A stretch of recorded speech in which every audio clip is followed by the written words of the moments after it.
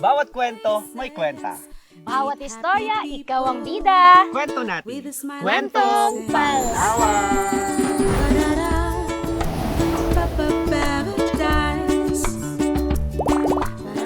Hi mga kakwentuhan! Welcome to our 21st episode, brought to you by our Provincial Government of Palawan, headed by Governor Dennis M. Sacrate. Alright, so isang maaliwalas, nakikita mo naman partner, maaliwalas ang venue natin ngayon. At syempre, tayo po ngayon ay nasa SINAG or Sustainable Innovative Agriculture Balay sa Uma, no? Maraming salamat sa sa Office of the Provincial Agriculturist, Doc Romy, at sa lahat po ng mga kasamahan natin diyan sa OPAG. Maraming salamat. So, partner, wag na natin patagalin pa. Syempre, hindi lang tayo tawag Duo dito, ngayon. duo ngayon. Pero ngayon tayo ay Trio Magnifico. No. Ayan. So, magandang umaga sa ating masigasig. Oo, ang kanyang kulay ngayon ay talagang Pang-agriculture. Pang-agrikultura.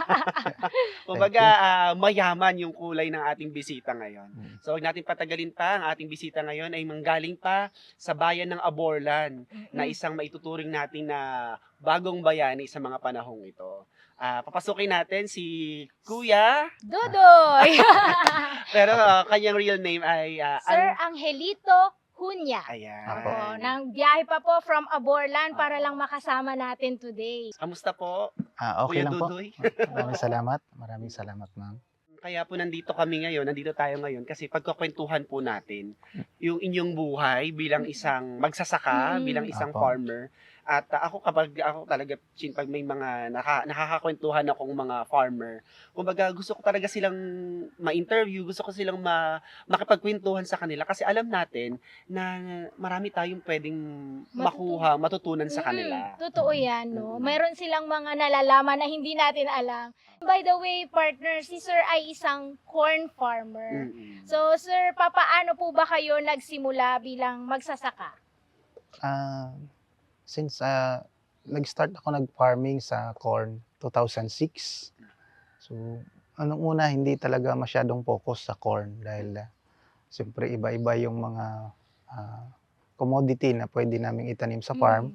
Nagkaroon lang siya ng chance na may lipat sa corn nung na titingnan namin na humihina na yung lupa.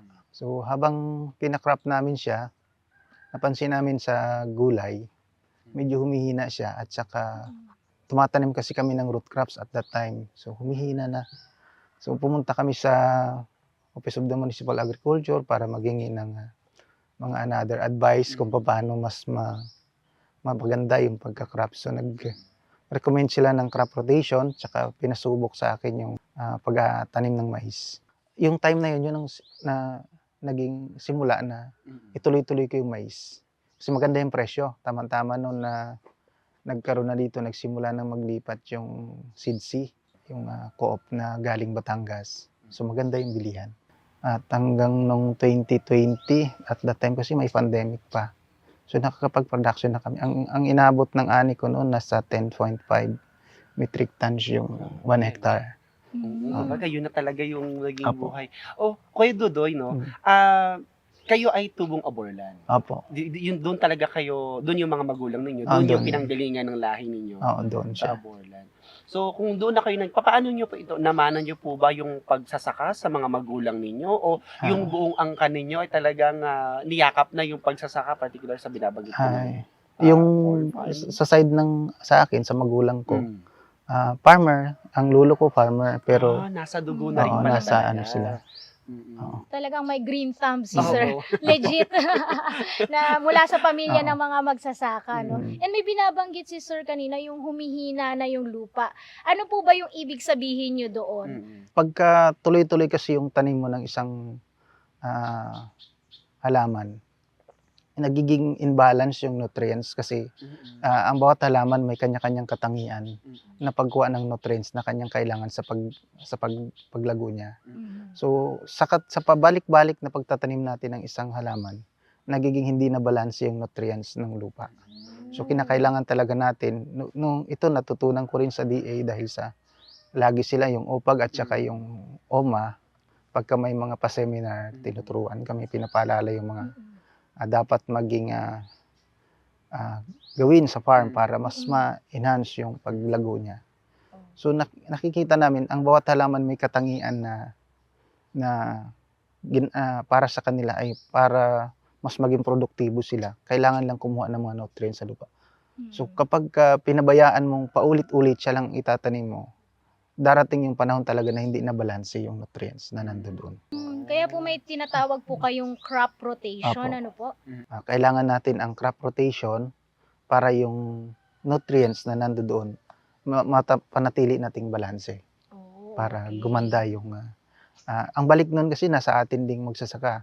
Kapag gumaganda yung nagiging fertile yung ating lupaing sinasaka, mas lumalaki yung ani na ating nakukuha. So kayo doon, ibig sabihin ito, ano na siya, kumbaga, dito na kayo kumukuha ng pamumuhay ninyo. Apo. Araw-araw ninyo. Ito na yung naging source of income ng pamilya ninyo. Isa Kayo siya po ba sa ay- malaking source ng income. Kayo po ba ay married na? May asawa na po? Apo, kayo? may asawa May mga anak na rin po Opo. kayo. So, kumbaga, ito na talaga yung Bread and butter. bread and kumbaga. butter Oo. ng pamilya ni Kuya Dudoy. Okay. Oo. And alam mo, ang ating Office of the Provincial Agriculture, That's right. malaki ang tulong sa mga magsasaka tulad ni Sir Angelito, ni Kuya Dudoy. Mm. Dahil ayan, tulad ng nabanggit niya, nagbibigay ang ating pago ng mga capacity building, kaya punong-puno rin sila ng kaalaman. May science behind agriculture no, para dumami yung production. And at the same time, may mga financial assistance din po kayong nabanggit. Kanina nabanggit ni Sir yung That's PGP right. Cares. Mm-mm. So napakagandang Apo. acronym, pero yung CARES, it stands for Corn and Rice Enhancement Program. Mm-mm. Apo. Yes, that's right. Isa kami sa naging beneficiary ng PGP Cares. Mm-mm. Ito ay programa ng Provincial Government of Palawan para mas mapalawak pa yung pagsasaka ng maisan sa Palawan at may tulungan yung mga magsasaka.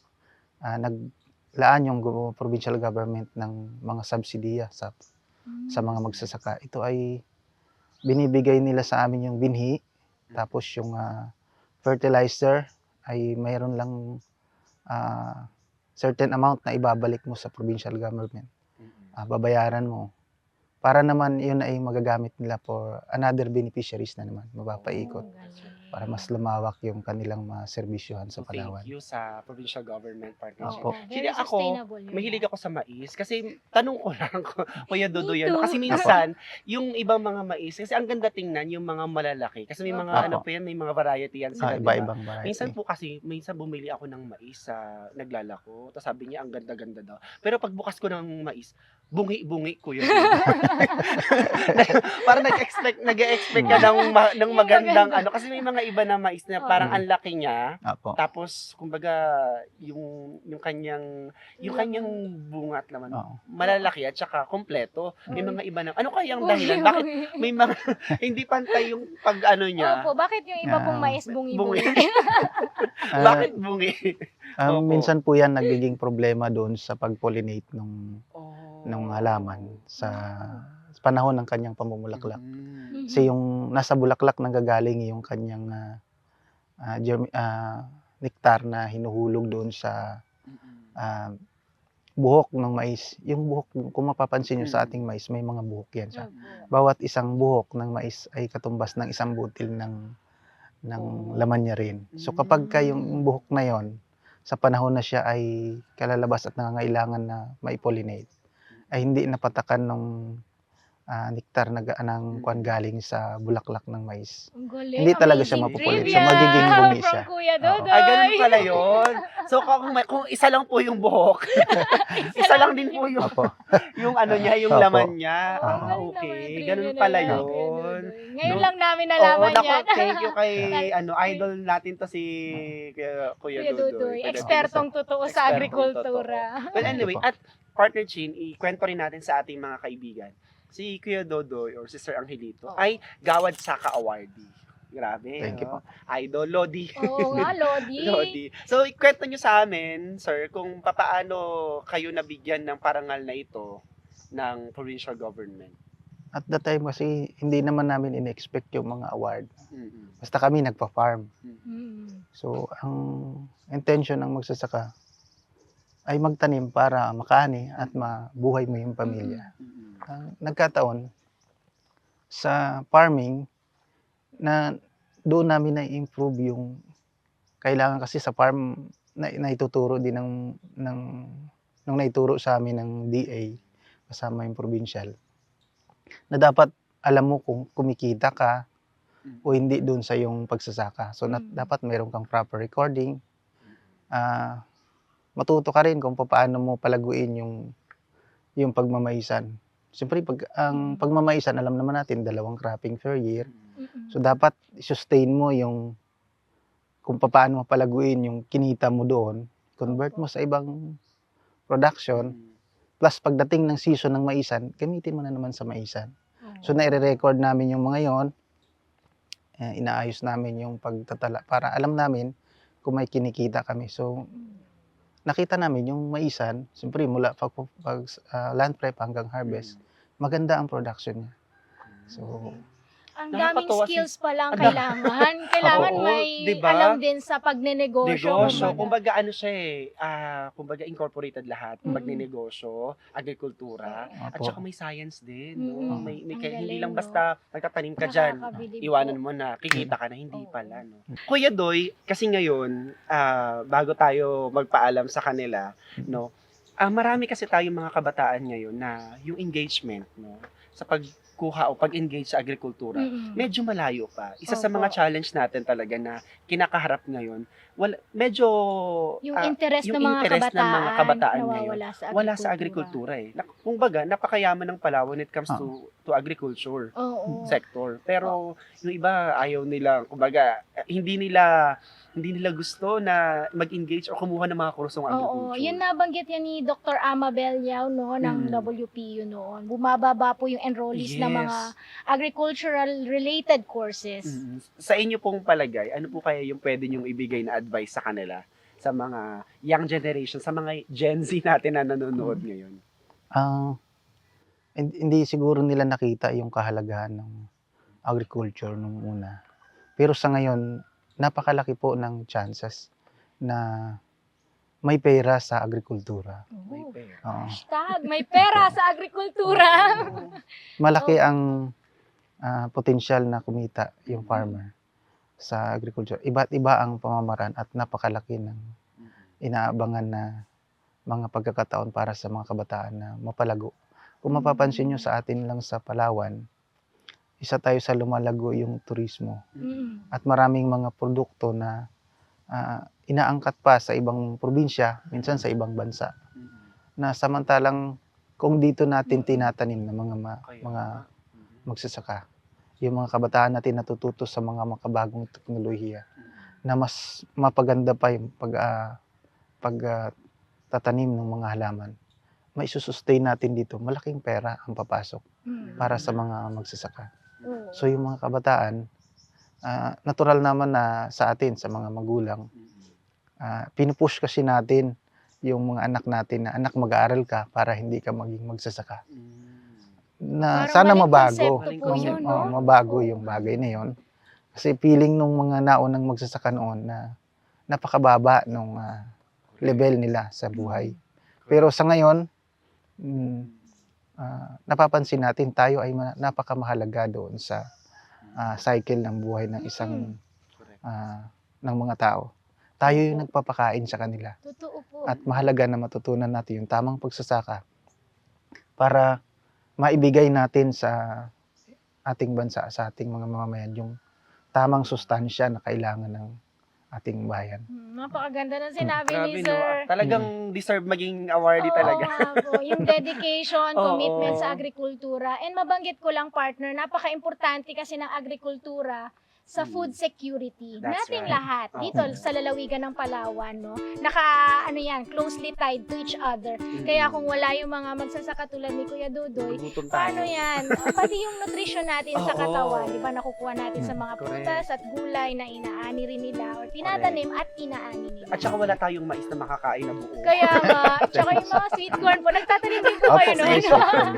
Bago ang lahat, maraming salamat. Palakpakan natin si Thank you po. Kuya Dudoy. Thank you, ma'am. At syempre yung kanyang napakagandang asawa na nandito. Very Full supportive. support! Video from Thank you start very to much finish. po. Ayan.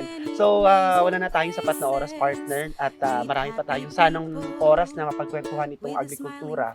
At we are very happy na makasama natin si Gwen. Sana makapunta tayo sa farm niya, no? Oo nga, Opo. sir. Pabisita naman dyan sa Pag may time po Borla. kayo, Pag may pasyal time, kayo sa punta tayo sa sa Borla. kanila. Alright, so sa inyo pong lahat, maraming salamat sa patuloy ninyong pagsuporta at pagsubaybay sa aming pong Kwentong Palawan podcast dahil sa lahat po ng mga updates ng ating provincial government, huwag pong kalimutan, i-like at i-share ang ating official FB page, ang PIO Palawan. Gayon din ang ating YouTube channel via PIO. So maraming salamat po sa inyong lahat dahil sa bawat kwento, may kwenta. Bawat istorya, ikaw ang bida. Kwento natin. Kwentong Kwentong Palawan!